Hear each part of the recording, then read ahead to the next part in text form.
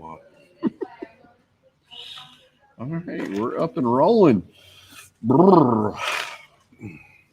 I'm glad it was warm enough for us yesterday on the water. 25-mile-an-hour wind was bad enough. Yeah, no kidding. Mad props to the guys that sent out there on Bass Live with a camera and bring that entertainment in some pretty harsh conditions. It's not fun. And I'm just holding a still camera. I can't imagine what the those videographers with those 30-pound cameras, 25-pound cameras on their shoulders are doing. Oh, 8 people online, Michael. that's awesome. We'll let some folks jump on in. I can count. It's 10. Yes. 13. Ooh, exponential growth. Oh, nice. Guys, share it up. Mark McCaig. Look at that. That's one hammer right there, dude. Who's Mark McCaig? He's the bomb. The bomb? Mm-hmm. Joe Smith. He won the Toyota Series on this lake. That dude can flat catch him. Him and Tim Hurst are great team tournament guys. Both of them are tremendous fishermen. All right. Anytime you're ready to go somewhere else, you guys call me. Well, good morning, guys. Michael and Dano here once again for Virtual Fish Fest Live. Today we're talking wire baits, top water baits. Discount code today, if you are shopping with us online, is WireBait. Plug that in. You're going to get 10% off all the wire baits and the apparel online. And, of course, as we've been doing all week, 10% off in the Loft. And you got till tomorrow at noon to get in here, get the discount, get some freebie tackle, and get entered in to win on our raffle giveaway. Door prize, virtual door prizes, I think is what we're calling it. Now that'll be on Monday. Yeah, and we have today obviously there's the 5 raffle tickets drawing into the straight up fishing, but also all of this stuff that I'm going to go over today is going to be given away. Oh, again. Ooh. This is all All premium topwater and wire bait stuff. And we'll go over it all, but it's like $130, $140 worth of stuff. Dang. So we'll come up with another way to give that away. And got a little bit of everything here. And we're going to go over, we'll start with topwater. All right. Start with topwater. So obviously one of the most exciting ways to catch a fish, a bass, is topwater. Of course, around here you'll catch some gar and some stripes and other things on them. Obviously, my focus is largely black bass, but we'll go ahead and I'll describe what other baits, what other fish they'll catch a little bit here and there. But just about anything on here we'll catch a stripe for the most part. So I guess let's kind of talk about the categories of topwater baits. Yes. You've got, and one of them crosses. So we've got, let's start here. These are poppers. These are the KVD Splash poppers. And you got 2 sizes of them. And there's actually bigger poppers as well. But size of fish and size of bait will make a difference in when you use them, which one. But here you've got the KVD Splash and then the KVD Splash Junior. You've got 2 of them. Now, there's other companies out there. Being from the West Coast, the Lobina Lures Rico, some from Japan, the Michaels and the Yellow Magic and some of those things. A lot of companies. It all started with the Popar. And some of those baits that are kind of in this size right here, the P70 Popar, the original ones, those are prized. Those are those things, there's a certain few lures out there that guys will pay big money for, and the P70 Popar is one of them. I tend to use the junior size, the original Rico size, those kinds of baits when the bait is small, when there's a lot of pressure on the water. It's a versatile bait. While you're going to try to get that bloop, bloop, bloop Is that the official Action. term for it? Yeah, we call it bloop. Bloop. All right. Because you're mimicking the sound. Bloop, bloop. But there's a couple different ways to tie to do this. If you want it to just, and that the position of the where you tie the line makes a difference. Okay. If you tie the line, if you put the line down and you tie your knot low on the knot or on the line, you see that little those where the line ties are. Okay. If you want the bait to heavy pop, bloop, you put the knot on the bottom. Okay. If you want it to more walk, you slide the knot to the top or in the middle. These will walk. Do a little bit of this. And I tend to kind of fish schooling fish. I make the bait skip and move a lot. If I'm fishing targets, I tend to bloop, bloop, bloop. Now, is that more a down or side or tip up when you're fishing those? I tend to fish them tip down. Okay. I'll throw these on a 7. This one I'll throw on a 7-foot medium light. This one I'll throw on a 7-foot medium action, and I'll 7 to 1, 7-3 retrieve reel because I want to pick up line. Now, one thing I've learned on pretty much all topwater is I try to throw as much of it as I can on braided line. I grew up in California, fishing in California. You fish for spotted bass a lot. And I learned with spotted bass, the moment that you pause a bait, now it's completely opposite to what they say about largemouth fishing. But spotted bass, they will not necessarily always strike out of eating. They'll strike out of anger. So they're trying to kill something or just get it out of their way. And a lot of times they're not striking to eat. So if you pause a bait and you're taught with largemouth fishing, bloop, bloop, bloop, the fish swings and misses at the lure, you stop, you pause, and then go bloop, bloop, bloop. And a lot of times the largemouth will come back. Spotted bass, you pause it, you're dead. Done. They go away a lot of the time. So I tend to walk the bait and I make the fish make the lure stop, and braided line helps with that because I can have a fish go strike behind a lure. The lure's moving along doing its thing, and I can have that fish going until it gets mad enough to eat it and kill it. And then I keep walking until the rod just makes it stop. Braided line helps, or the fish makes the rod stop moving. Braided line helps a lot with that. But gotcha. I use these in slick conditions, very slick most of the time. In pockets, a lot of times in a post spawn, I'll use these baits, and I tend to use the little bit bigger one in the post spawn. This time of the year, I'll tend to start here unless I'm in an area with bigger fish and I find bigger bait. These are really good around targets because you can poop and stop, bloop and stop, bloop and stop, and just let them sit there. But at times when they're really finicky, you just want to pop and make it sit. And so that's when I use a popping bait like the Splash. Okay.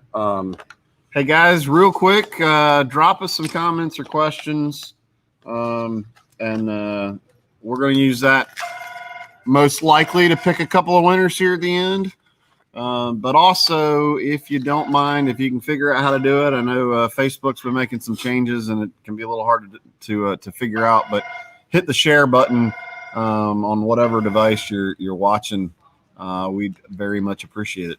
The only time I use monofilament in topwater fishing anymore is with these larger poppers. Okay. And I something I didn't know out west, something I learned from Brad Knight, who fished FLW. Now he's fishing the Bassmaster Opens, is Tennessee. And I think Craig Powers has a lot to do with this, the FLW bass angler. They do is target fishing stuff where they'll get a short rod, 6 foot to 6'6", 20-pound monofilament. And they make casts into little tiny areas with overhanging trees and stuff in the post spawn. And you can't see the lure most of the time once it's back there. Okay. So you have to wait and listen and feel, and you go with monofilament because it's stretchy.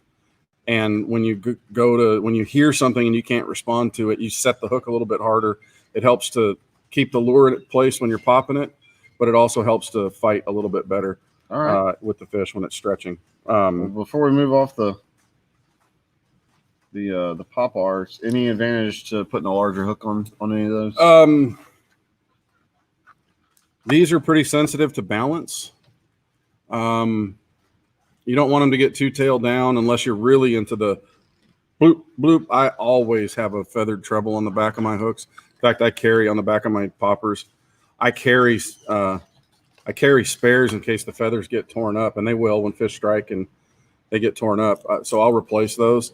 Really what you want to watch for is if you go too much, if you get too much bigger, if you start looking at how the hooks interact with each other, if you start getting to where the hook points will get into that loop, into the bend of the hook, it can connect and they can hang up with each other. And if you start hanging up with each other, you're wasting casts from time to time. So I tend to try to stay with the stock hooks. If I am going to try to upgrade, I always go to short shank because the short shank will compensate for some of that. So the short shank round bend trebles. What do we stock for monoline? We've got the 1/4 pound spools of Big Game in there. It's one of the best monos out there. We also have Trilene XT and XL. And then we have Suffix Siege in there as well. Poppers, if I'm going mono, I'm going to go 17 to 20. Okay. Is what I tend to do. Frogs. Let's go to frogs on topwater. Most people think of frogs as only a cover lure, and while they are designed for that, they are extremely effective open water lures around cover. Obviously, you adjust. I mean, not obviously, but I adjust the rod type I'm using for the type of cover. Okay. If I'm fishing around targets, I'll throw a 7.3. Actually, it's a 7.4 that I had cut down because the handle was a little bit long, but it's a Lew's TP1 black that I've tended to use for this. If I'm around cover, I want a little bit lighter action rod because I'm going to walk the frog. And when you twitch, this is a KVD Sexy Frog. This is a Spro popper. I can't give you a when to use which. I know this one makes a little bit more commotion. So if it's a little noisy outside, I'll tend to throw this. If I'm really in a backwater area and I'm fishing this in a backwater area, I'll tend to go to a frog like this. My favorite one is actually the River to Sea Bullywa 2. It's got the biggest hook gap. It's got the biggest hook gap on it. So it tends to really take the thing in, and they're strong enough to handle even 65-pound braid. If I'm walking a frog around cover, I'm going to throw 50. If I'm throwing a frog on mat on 7.6 rod, I'm going to go 65. I've known guys that go to 80. Okay. Because you get, and it's not so much that the fish is heavy enough that it needs 80-pound braid. It's that when you put a fish and the grass, and you'll pull mounds of grass when they come up and blow up through that, you're pulling a lot of weight, and you might need that extra oomph to get it out. Here's an interesting thing on matted cover. Kim Stricker has a television show on the Outdoor Channel called Hook and Look. Okay. Great show. Hook and Look is all about, they're going to fish and they're going to show you the underwater of it. And talking to Kim, who's a Bassmaster Tour winner at one point, those slop mats, matted hydrilla or lily pads, are transparent. You swim underneath them, and he's shown me a video when you see a frog going across the surface, the fish with the sun up can actually see the lure through the canopy. So interesting. Yeah. So it's something that they actually can see it and track with it. And when it pops into holes, they'll eat it. Let me talk colors real quick. I'm pretty simple on the way I do things. I go white colors in low light condition, and I go dark colors in high condition. It's just something I've used that's worked for me. I carry obviously several different colors, but if it's got a whitish belly, then they can see it when it's low light. If it's got a dark body, this is green pumpkin and this is the leopard frog. I do like the markings. In fact, a lot of times I'll draw markings, and Snag Proof is the company that started all this stuff. Harry Ellers, Connie Fuller, their brother and sister, their dad started it. The guy that made the tournament frog, which is the original style of this, they had the green frog, which was green frog with frog legs that you could still see them at Walmart. Okay.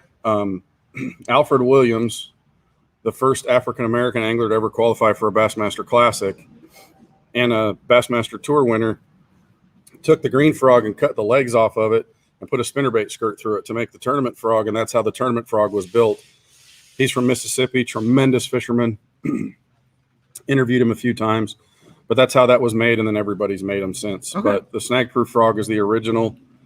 Snag Proof tournament frog was the original with the skirts, and then its Scum Frog has been there, and all these other companies that have come from there, but that's the original. But a popping frog, these are a little shorter than these, obviously. So size will make a difference, profile will make a difference. You just have to figure out when you're doing it. But basic rule of thumb, if it's quieter, I'm in the backwater areas, I'll throw this frog. If it's a little bit noisier, I'll throw this. These are actually really good around the spawn. I've seen a few videos where guys talk about trimming those skirts to change up the action a little bit. Yeah, you can. If you're trying to walk the frog, which you can, these walk really well. It's a technique you have to learn, just like any other topwater. And I should say this. You try not to work the bait. You try to work slack in front of the bait. Gotcha. When you're trying to make a bait walk, whether it's a popper or a frog or a walking bait, if you start trying to pull the lure, you're going to just pull the lure forward. So it's a balance between being in control of the bait and control of the line. So basically what I try to do is every time you pop a lure, you'll see a little kind of curl in the line. I try to work that line. I don't try to work the bait so much. You don't want to pull the bait too far forward, because then you're taking it out of the strike zone. I said these are good around the spawn. Big females, when they get up on a nest or right at the post spawn, they'll be guarding their nest. They will come up to eat a lure. And a fisherman that I know from California, Charlie Almassi, drew him in a Pro-Am tournament. And he told me I need to be able to make the first presentation. This was, I don't know, 1990, whatever, some, time in the past, 93, 94, something like that. And I was like, gosh, I'm sight fishing all day long. Nope. I've never been so happy to not catch a bass in a tournament in my life, because I learned a lot. And you can absolutely smash big females on a frog around the spawn.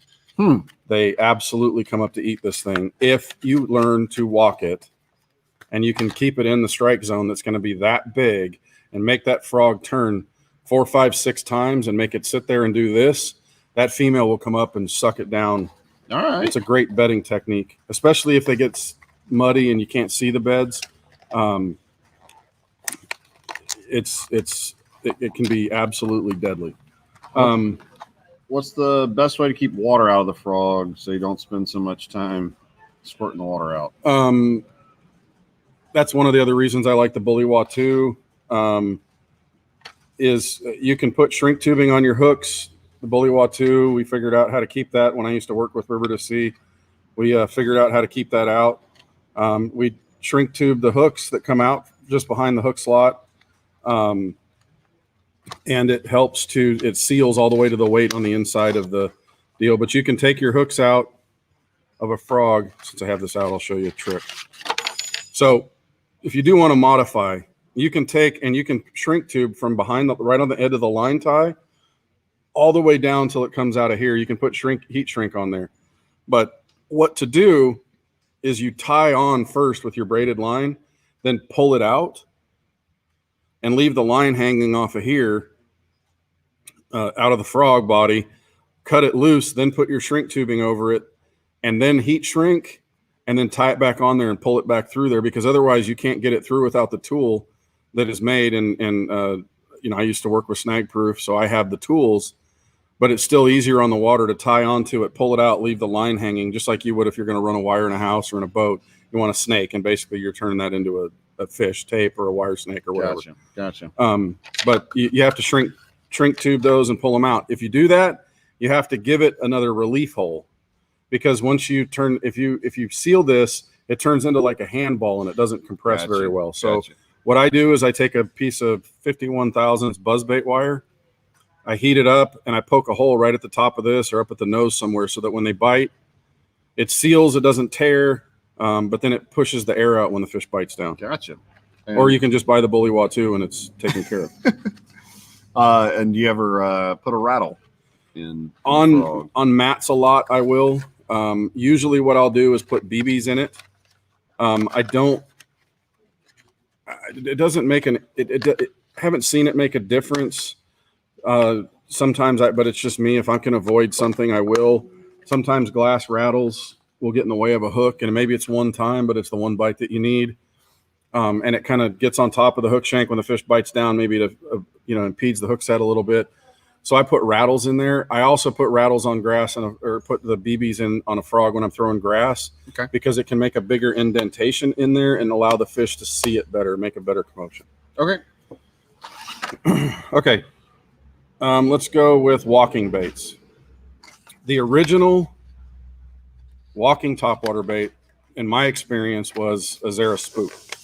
It's made several different iterations over the years, but a Super Spook, this is, it's got a single knock rattle in there. It's a 3-hook walking bait, cigar shaped plug. And by the way, everybody in the South that says swim baits are too big, go get your standard 6-inch swim bait and put it up next to this. And the amount of 1-pound fish you catch on this thing, the swim bait might be that much longer than it. So just think about how many fish you've caught on this when it comes time to throw in a swim bait, and you'll change your mind. But anyway, this is a walking bait. I throw these on braid most of the time. If the water's real clear, I may put, an 8-10-inch leader of mono on there that I tie with an Albright special to the braided line, just because it's clear. The other advantage to the mono is that if you put 20-pound mono on here, it stiffens up the line in front of there, because braided line is so limp it will catch the hooks. So if you find yourself catching the hooks, put yourself a short piece of mono on here, 8-10 inches, and it will keep the line straight out and allow the bait to walk. Again, this is the kind of the original family, the Heddon Lures Spook. Zara Spook is what it was called. Now this is the Super Spook, which is a 3-hook model, and it has a rattle in it. And it's a walking bait. That walk the dog action came from this. And again, I throw braid because I'm going to walk this thing along.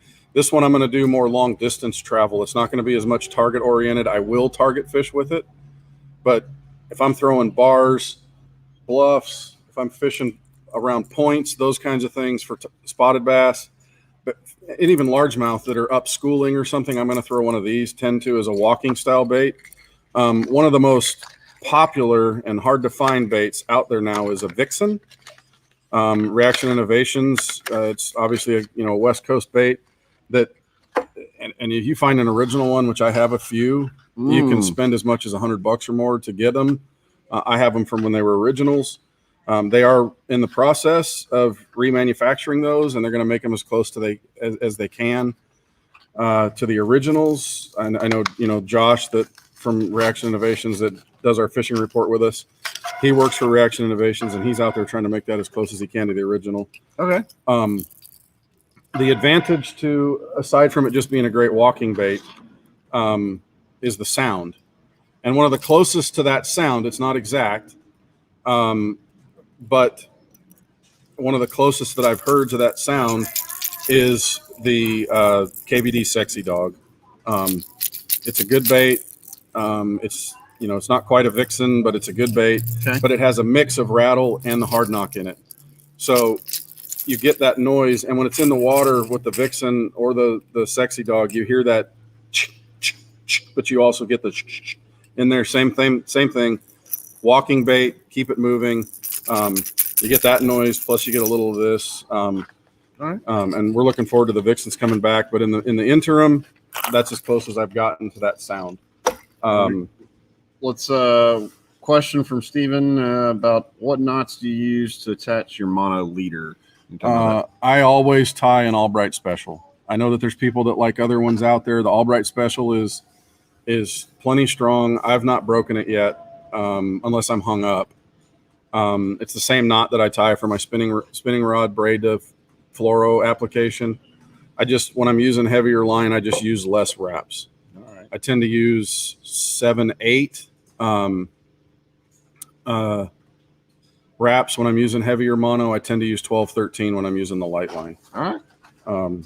But that's the one I use. And there's a website called Tackle Tour that they had a guy from Highest Tackle Box out in California do a video years ago. It's their #1 viewed video from early 2000s, and it shows how to tie that knot, and I learned from there, and that's what I've stuck with. It's easy enough to tie on the water, and I don't have to mess with it. I see another question from Eddie Young. Eddie, I'm going to tell you this: rods are a personal thing. I'm short. I'm longer waisted and have longer arms. So if I get anything over a 7.2, 7.3 for a topwater bait for walking baits, I'm beating the side of the boat up and I'm hitting the water with it. So it doesn't function as well for me. I tend to go 7 foot to 7.3 is the longest that I'll use. If you're a taller person, a 7.6 is good because you can make longer whip casts with it and have the leverage to be able to do it. I will say that when I'm throwing a walking bait, the distance that I can get with braided line, because it's so smooth, I'll make the cast, I'll work the rod in the up position to start with, and as it gets closer to the boat, I'll move it down. But the 7 foot to 7.6 is the best overall, depending on the person's. Michael might like a longer rod. He's a little bit taller, longer legged. I'm a little bit shorter legged, and I prefer a 7-footer to 7.3 at max. And I was just sitting here thinking, as I try to learn kayak stuff and fishing top water and the different. I mean, if you're going to sit down, obviously, if you're going to stand up in a kayak, it's going to be a fairly similar type. But, all right. This is also a walking bait, but a unique pencil style. This is an evergreen shower blows. This is the 105. It's the smaller size. They make a 115 and I think a 125 as well. This tends to sit tail down, so you get a walking slashing style bait. This is really popular in the Carolinas for spotted bass. It's also popular for striper fishing, especially in the larger sizes. But it's got a little bit more bulbous rear section to it, more slim down in the front with a flared mouth. This thing is great.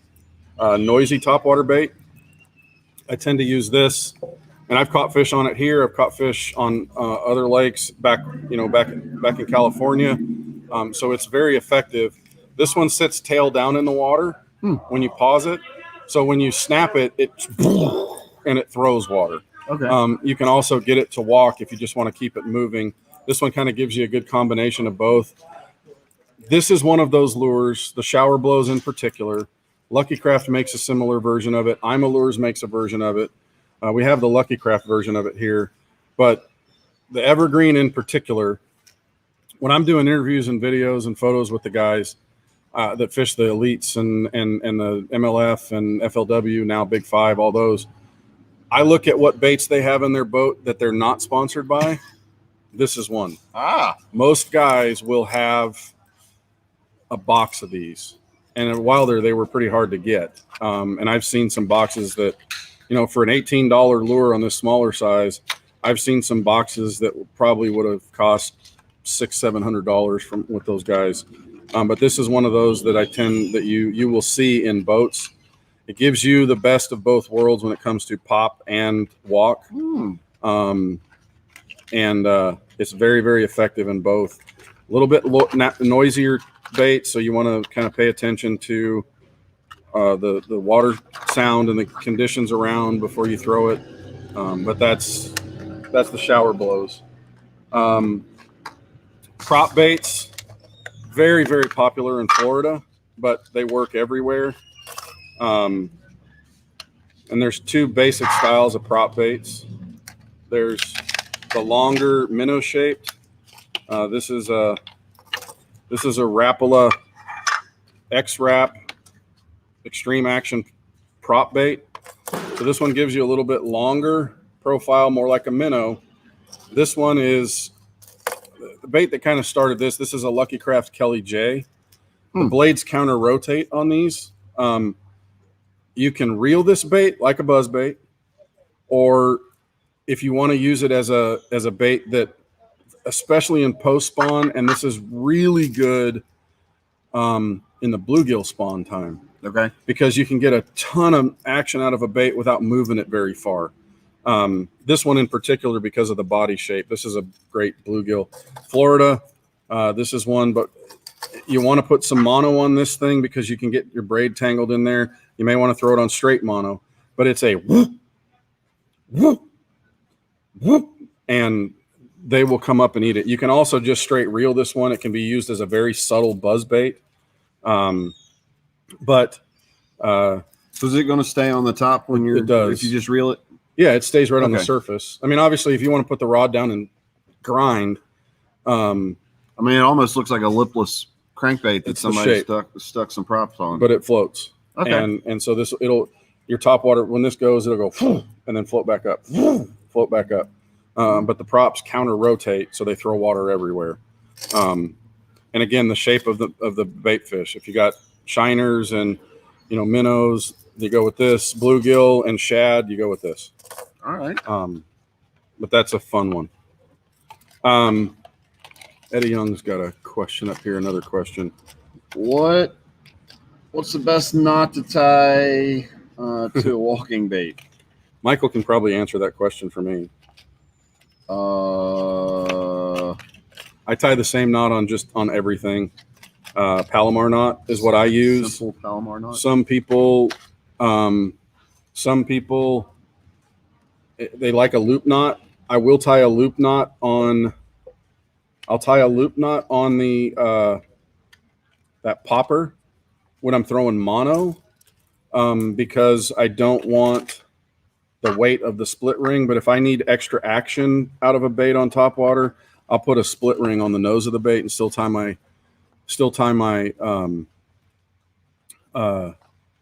Palomar knot on that if I need the extra action. And the reason is I want the knot that I tie to be almost not have to think about it. Gotcha. And if I'm trying to learn how to tie a new knot all the time, then I'm not thinking on the water and I make mistakes and my line breaks. So I'll adjust by putting a split ring on it to get a little bit of extra action if I need it. Joe Smith, yes, I like a feathered treble on anything top water. I haven't seen a time that a feathered treble makes a negative difference. It does make the bait a little bit longer when it's walking, but to me, it gives the appearance of a tail swimming. And then when you kill the bait and it's floating there, it puffs. And it gives you that little bit of extra action that maybe it's enough of a life thing where it's sitting on the water and the fish is down there looking at it. All of a sudden the feather goes, and that fish goes, oh, boom, and it eats it. I guess that's the best way to look at it. Well, guys, let me interrupt real quick. We're going to go for just a few more minutes. I think you're down to a small handful. So first of all, I'm seeing some comments in here about thanks for the info. So let's give us some thumbs up for Dano here, dropping a wealth of knowledge. I'm learning a ton. So thanks. And drop a comment in. Let us know where you're watching from. If you've got a question, for sure, drop it in there, and we'll see if we can get to it. Ugh, that's the worst sound in the world. I'm sorry. What? Opening up plastic. Plastics. General crinkly plastic. That's okay. So we're going to cross into wire baits now, but we're going to make the transition with buzz baits because it's a top water lure that it's a wire bait. Okay. We've got several different brands of buzz baits in here at the Loft. This is one that I'm glad to see come back. We've got everything from Strike King to Profound Outdoors baits. But Booger Man was a lure that I used a lot in California. And Booger Man lures, they came back. We stock them. We have to actually make a reorder. It's a little different shape. Your standard buzz bait's going to be a lead head with a skirt on it. Boogerman developed a bait that it's a knocker. So this wire is built so that this thing, when it's turning in the water, hits the head, so you get a knocker. There's also clacking baits that you can get where there's a clacker on here that ticks the blade that has a metal ting ting ting ting sound. This is more of a tuk tuk tuk tuk, and noise drives fish crazy on topwater. Okay. Like I do with frogs. Time of the year makes a difference on a buzzbait. If they're eating shad, throw white. Whether it's a nickel blade or a white blade or whatever, gold blades, whatever color, but the white because it mimics shad. So shad spawn time right now in the fall, throw white a lot. But I also, especially for largemouth, if the bite's going on in the midday, I'll still throw a black buzzbait in there a lot. I tend to like the way it silhouettes in the water, and I tend to get bigger bites on a black buzzbait during the day. But on Neely, I tend to go with smaller baits, 1/4 ounce. If I'm throwing on Gunnersville or some of those, I tend to go with a bigger bait. But Neely, for some reason, they like little small buzz baits. I've even thrown as small as the Strike King Mini Pro Buzz, which is an 1/8 ounce bait, little tiny buzz bait. Okay. I've thrown that. But again, for me, on a buzz bait, white, I don't even really tend to throw a lot of white and chartreuse. I throw white or black is what I tend to do. And it can be black with blue, black with red. It can be a green pumpkin one if the bluegill are around. And then there's a question that Brian Atkins put up here. I tend to go skirts with a short trailer when the fish are really aggressive, because I'm just going to be moving the bait and they're going to eat it. But if things are a little tough and there's a lot of pressure on the water, then we go to a toad buzz type of a thing. And here's a KVD toad buzz with the KVD gurgle toad on the back of this thing. The advantage to this is I've learned, we threw them just because, everybody else, the pros started throwing them. But then you talk to them and you figure out why. And this gives you a little different profile, obviously. But here's the real advantage to this thing. I don't know if you've ever noticed while you're throwing a buzz bait that you're reeling that thing along and you get a bite, and nothing happens. The bait just stays on the surface. The bigger fish will often not come up to actually eat. They will try to suck it down. Okay. So when you see a fish swirl and miss a buzz bait, there's not enough bulk in a skirt to pull the bait down. So when they're retrieving the lure, when you're retrieving the lure along with a buzz bait and it's swimming like this and they come up and try to suck it down, it sucks strands that have air in between it and they can't get enough suction to pull the bait down. This helps with that because now they're sucking a solid body and it goes down. And I'll tell you, if you're throwing a topwater bait and you don't see the fish and the lure just goes, set the hook and hold on. That's usually your biggest fish. Frogs, when you see the thing just disappear, it's probably the biggest fish in the puddle. Okay. So the bigger ones, this helps to give them suction to pull the bait, and they can pull a bait that far down. They can get up here and go, and that thing will just disappear. But so I tend to do that. You can go as big or as small as you want on the thing. We have the KVD gurgle toad, which comes. This one has a little bit longer hook, designed to not have to put a trailer hook on it. Trailer hooks don't work really well on a buzzbait if you have the frog body because the legs are doing that. Okay. They're back there. But we have the Big Bite Bait Suicide Buzz. We've even got a 1/4 ounce size that has a 3.5 inch swim bait on there. That one I use when I'm fishing faster. Looks like looking at the wall the other day that Dirty Jigs, the Scott Canterbury's buzz bait. That's our best selling one. It's some guys have cleaned off that wall recently. Yeah, they picked it off pretty good. It's here's something about buzz baits and topwater in general. I don't think people throw them as early in the year as they could, okay. And I know they don't throw them as late in the year as they could. And they often don't throw them as long during the day as they could. anytime the fish are shallow and the water is over 50 degrees, you can catch a topwater bass. All right.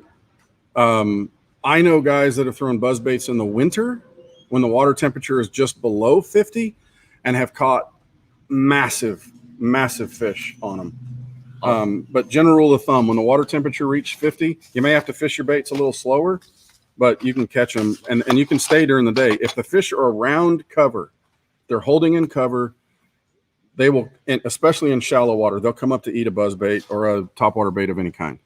And I will use that as a segue to plug. We went out with Scott, one of our first lives that we did. We put him on and told him, teach us some stuff about buzz baits. And I felt like Scott dropped a wealth of knowledge that day. I know we were still working through the audio, but I think it worked out pretty well. I know I learned a lot. So if you really want to dive a little deeper, if you're kind of new to buzz baits, I know he shared a lot of good stuff. So that's probably the easiest way to get that's over on our YouTube channel. Yeah. I see a question from Brad Richardzagen here. What do you got up there? One topwater you won't leave behind. If I could only choose one, it would be a popper. If I could only choose one, because I can pop it or I can walk it just because I've learned how to do it. But thank goodness we don't have to, because I carry walking baits, topwater baits, or popping baits, and I carry straight retrieve baits, all that kind of stuff. Yes, JB's fishing stuff and more. Yes, we can get those for you. Now, I will say I'm not 100% sure how much of the Boogerman stuff has made it to the website yet. So if you're shopping with us online, that's always a work in progress. So, Brad, again, your second question there, speed of retrieve. Best way to look at it, I always start with a medium retrieve, unless I know the fish are chasing. Chasing shad spawn fall when they're out there moving. I might get a little faster and aggressive. I always start with a medium retrieve and then try one way or the other, depending on the conditions. High pressure, and I'd love to be able to give you a rule, but the fact of the matter is I've seen times where high pressure makes you have to make them eat so you go faster. I've also seen times where you had to slow it down. I will also say this: your topwater bite is usually the first one to go away with weather changes. Okay. Oh, as is the sign, the Mercury sign with wind. And I think we answered your question, Andy. We talked about trailers on the toads. And Brian Atkins, what one was he responding to? Never thought of that happening. I don't know. You've been talking about a lot of stuff. I do. JB's fishing stuff and more. Follow-up baits are good. Follow-up baits are good. Yes, I tend to try to throw the topwater bait back in initially. And I've seen it work a few times, but most of the time when they swing and miss, if they don't come back to get that bait again, I don't see a ton of follow-up thing work. It works occasionally, worth a shot, but I don't tend to see the follow-up thing work. Before you dive into that, I see a chatterbait question. What chatterbait do you use besides the Z-Man or Strike King? I don't. I might throw the Talon Yu-Gi-Oh! Occasionally. They have their own version of it, but it's patent compliant in that they put a split ring on the nose of it. That's a good bait. But you a big chatterbait guy? I throw it a lot. Okay. I throw it a lot. It skips well. It gives you vibration. The jackhammer's got a little bit more vibration than the Thunder Cricket. If it's heavily pressured, I'm going to go with the Thunder Cricket. If the fish are aggressive, go with the jackhammer. They both work. They both have a little different action to them, vibration to them, and try what works and try and see what works for you. But you can't go wrong with either one of them. I tend to start with, under the assumption, especially this year, that the fishing pressure is heavy, I tend to start with the Thunder Cricket because it's got a little tighter vibration. The overall action, the hunting action of the lure can be changed a lot by your trailer. Okay. If a swim bait boot tail trailer will keep the action straighter, a straighter, flat tail will make the lure kind of hunt a little bit more. Let's see, one more buzzbait comment, and then let you move on to some spinner baits. But, GC fishing. Can't seem to get confidence in a buzzbait. How would you recommend getting some confidence? Throw it. And honestly, guys, we're so maybe not on Neely Henry. No, right now I'd throw it. I'd throw it. Okay. You think about it. You got a ton of current going through the system. The water's muddy because of the rain.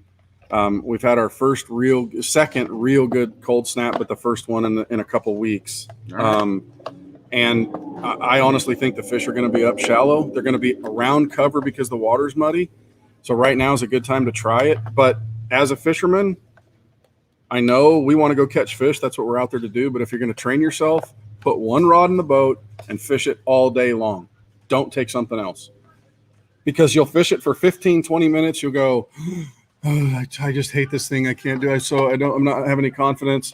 And you'll go pick up something else to get a bite. If you're going to learn and you're going to train, take one rod, period. All right. What are we moving on to? Wire baits. And to me, wire bait is a spinner bait. So we're gonna start there. I'm gonna go into blade combination real quick. I'm gonna go into blade combination. This is a KVD finesse spinner bait, smaller bait, compact, has a little bit of the weight behind here. I like that in clear water. I like that in pressured situations. This has what's known as a tandem, Colorado willow leaf. This is your good bread and butter spinner bait. Just about anywhere you go, if you only carry one, carry tandem because you get a little thump and you get a lot of flash. That's the KVD finesse.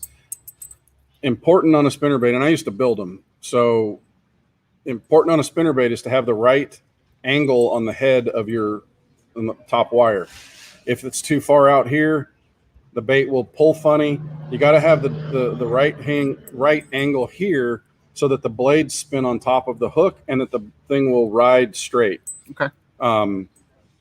If you start getting baits that turn, your wire's out of alignment, or you're turning it too fast for that particular bait, and when you turn, you're not as snag resistant. Okay. So when the bait's rolling like this, you're not as snag resistant. You want to keep the bait in that position. And you want the blades to ride straight behind here unless you're trying to really slow the bait down, and then you can widen things up. So you've got tandem, Colorado willow, and this is a compact bait, so it's got smaller blades on it. This is the Talon Lures Shibui spin. If you can only pick one color, white and chartreuse, period. If you can only throw one color, you only carry one, that's all you need because fish will always respond to white and chartreuse. It gives you in stained water or muddy water, you can still get the colors that you need out of here. This is a double willow. This is a little bit bigger frame spinnerbait. This is their super stainless, so it's a little bit more. It gives a little bit more give and has a little bit more flexibility to it, so you get better. You get better vibration out of it. It's got a black nickel hook in it, super sharp, bigger hook. This is a great spinnerbait here. That's the double willow. This is Ish Monroe's Bling spinnerbait by River to Sea, and this is a Colorado, Indiana. I love this bait in dirty water, especially because of the orange kicker blade. This is an Oklahoma thing. That's where it kind of started. But the orange blade gives a lot of flash in dirty water. Well, here's a demonstration right here. If you can look at this bait, you can see that it's not tuned. I took it out of the package and I tweaked it. So looking at this bait, I've got the head wire here coming up straight out of the nose, and this wire tends to go this way. So the bait is going to roll to the opposite side. So what you want to do is you want to tweak that bait so that it stays in line. This is going to be a slower retrieve spinnerbait. This is not going to be one that you're going to want to burn because the blades have so much vibration in them, they're going to roll the bait. This is one that when the water's dirty, this particular combination, not the bait, but the combination of blades, this is a slower spinnerbait. I will say this. Everybody has these. And most people buy this because it's the most common used double willow. I tend to throw this a lot more these days. Even in clear water. I'll change the blade colors, but I'll tend to throw this a lot more because the fish just haven't seen them as much. Gotcha. And 90% of the time, 99% of the time, I'm going to throw a trailer hook on my spinnerbait.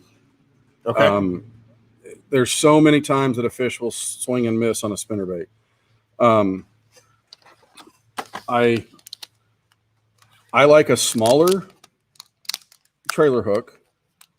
I do not like my trailer hook rigid. I don't want it stiff.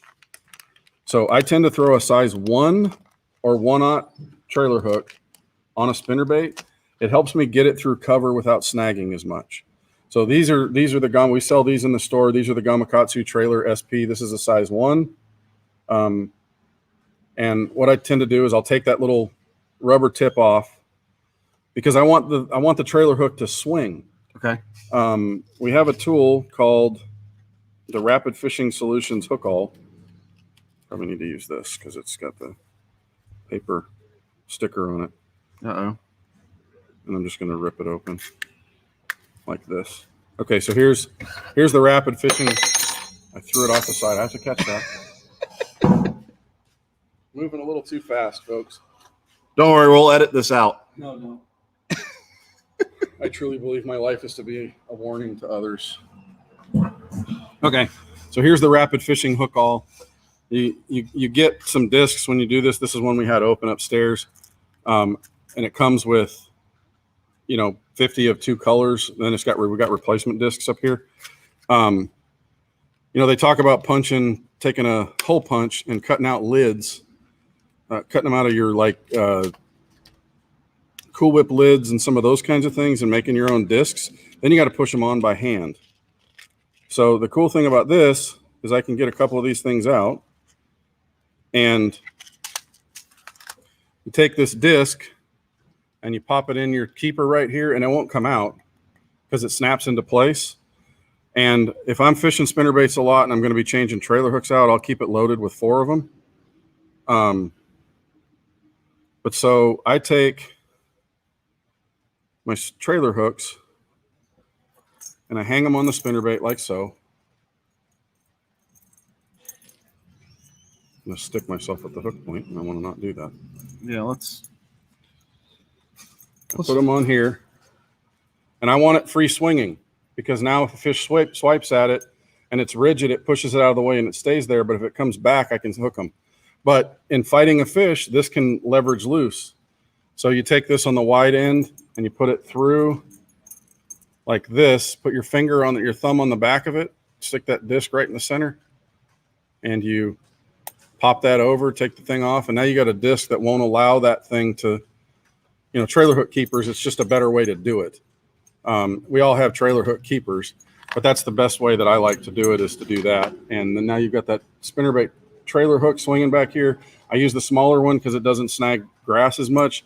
But if a fish eats this, it's still plenty to get that in through there. If you want to go a little bit bigger, you can. A lot of people like the 1/0 or the size 1. How much are those little tools? 100 discs, and the tool is $12.99. I mean, and replacement discs are.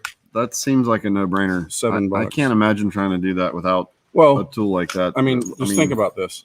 You're going to take your finger, and you're going to have to push a disc on here. Maybe it's just me. And then by the time you're done, you're going to be having that braided line trick that we started showing. Yeah, I think that didn't end up poorly for me. But it would for me too.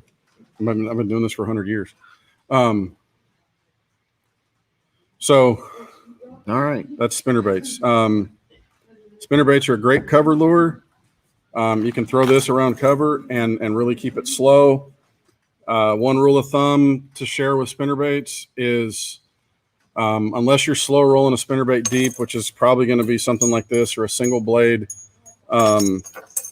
you want, especially around cover, you want the bait to be deep enough so that you can just barely see the flash of the blades or the color of the bait.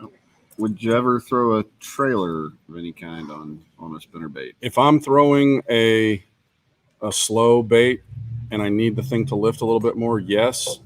They do create a lot of action in a bait that can drag. So trying to do it fast. Years ago, Hart spinnerbaits made a spinnerbait called the Hart Sniper, Mm-hmm. and it had a silicone double tail that was longer that stuck out here. Okay.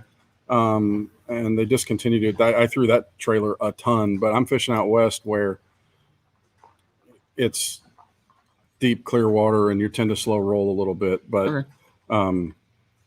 But anyway, around cover, these kinds of blades. If you're trying to cover water, burning a spinnerbait around, points and stuff, you want to go with something like a double willow because that doesn't have a lot of twist to it. Doesn't turn the bait so much.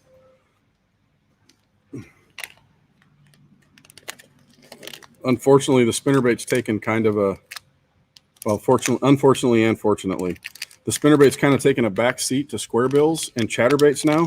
Okay. So spinnerbaits don't move as quickly off the shelves, but I tell you, if you really want to, everything goes through trends, Right. And right now the trend is towards square bill crankbaits and bladed jigs. You might be able to pick up a spinnerbait right now and catch fish that other people aren't. Yep. That makes sense to me. Let me jump in and check out a couple of these questions or comments. Barry said those black boogerman buzz baits are deadly in Southwest Louisiana. That's good. All right. Keep throwing them. I can't remember if you said that. Do you use the trailer hook all the time on your spinnerbait? 99% of the time. If I'm fishing in cover, heavy cover, heavy wood or things like that, then you got a knot. But and we're getting a spinnerbait in that Ken Iobe's company makes here soon that's actually designed for cover. Okay. The company's name is 10 Feet Under. It's a Japanese company. It's going to be a fairly expensive spinnerbait.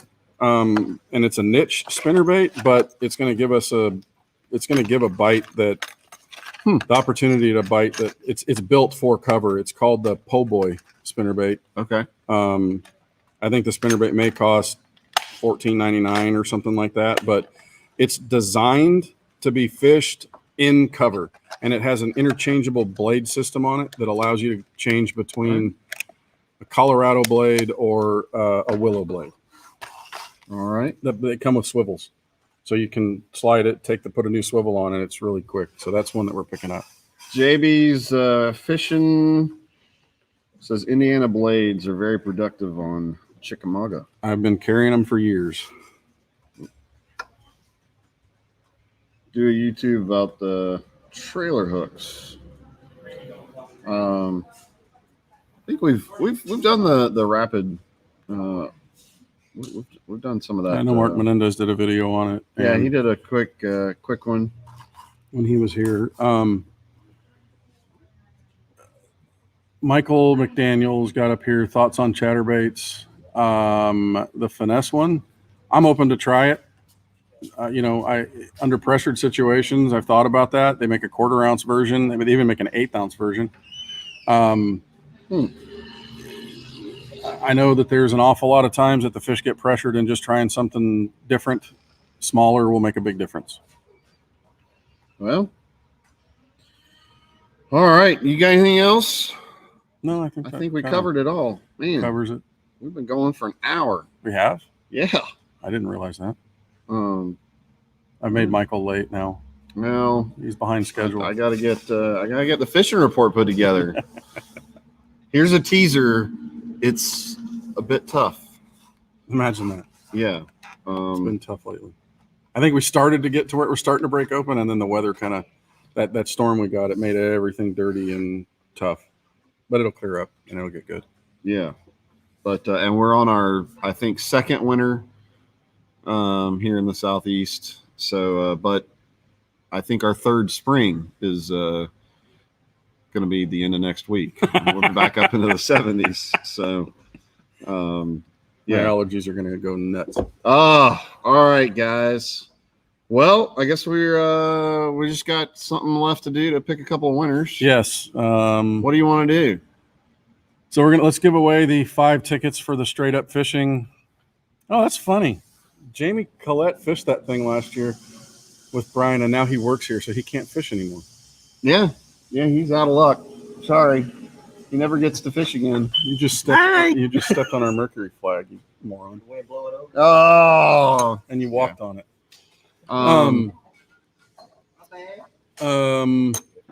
Okay, Jamie, what's your personal best, biggest fish? 805. 805. So we're gonna go 8, and I'll tell you when to stop. Okay. Now. Good, we're at the top. 1, 2, 3, 4, 5, 6, 7, 8. Scott Smith. Get a hold of Michael, and we'll get your information and put it in the drawing for the straight up fishing. Yeah, I will get you in there. I'm gonna get the drawings. All right. Okay. So that's 5 free tickets for Mr. Scott Smith. Now, all that stuff you just showed off. Katie. She's not around. She's out selling a boat, I think. Well, that's not unusual. All right, Michael, you pick somebody. You pick the you. All right. Let's see. Let's do it this way. What did we do with the other prize pack? I don't remember. This has been a long week, guys. I know it has. And then my house flooded. Oh, and I left you to your own devices. This has been an interesting week. All right, how many years have you served in the Navy? I can't count that high. I'm on 19. Okay. I don't know. We got enough comments to do a 19, but we can split that in half. How about this? 10 years on active duty. We'll go with 10. All right. Does that work? So go. Does that seem fair? All right. So I'm just gonna try not to look and stop. There you go. We went down. Let's go back up. 1, 2, 3, 4, 5, 6, 7, 8. Oh, look at that, Andy Hughes. 9. No, wait, no. Oh. 9, 10. Oh, there we go. Sorry, I counted early. I was still Andy, thinking his. you got him all excited. JB's fishing stuff. I know you're watching from over on YouTube, and that's awesome. You can shoot me an email, Michael at Bucks Island, or hop over. Actually, I think you can message us through YouTube or jump on Facebook and get in touch with me. And we've got dancers in the studio. We'll get your information for your address. And I'm going to make Mary do that on camera. Come here. Yeah. I've lost control. But hey, get us your information and we'll get all this stuff in the mail to you. I haven't even had a shot yet this morning and I'm giggly. All right. All right, guys. We love it around here. We love being here. We love working with you guys. We love talking to you guys. So thank you from all of us. We're going to do something tomorrow too on what's the topic tomorrow? What is the topic tomorrow? You can't remember. Jigs. Oh, good. We'll do swim jigs. I bet you we get chatterbait questions. We might. Anyway, thank you guys. And we'll be back for one more fun live thing tomorrow. All right. 3 All right, hours. guys. 3 hours on jigs. 3 hours on. We're only open till noon. All right, guys. We'll see y'all later. Have a great day. And, peace.